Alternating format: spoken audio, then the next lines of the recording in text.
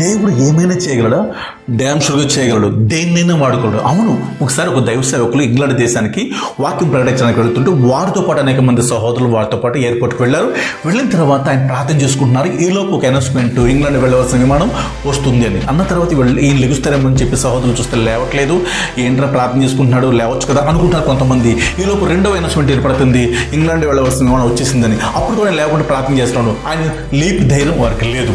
మూడవసారి కొద్దిసేపటికి అయిన తర్వాత ఇంగ్లాండ్ వెళ్ళవలసిన విమానం వెళ్ళిపోయింది అన్న తర్వాత కొద్దిసేపటికి వారు ఆమెను లేచిన తర్వాత అన్న పోయిందన్న అన్నారు.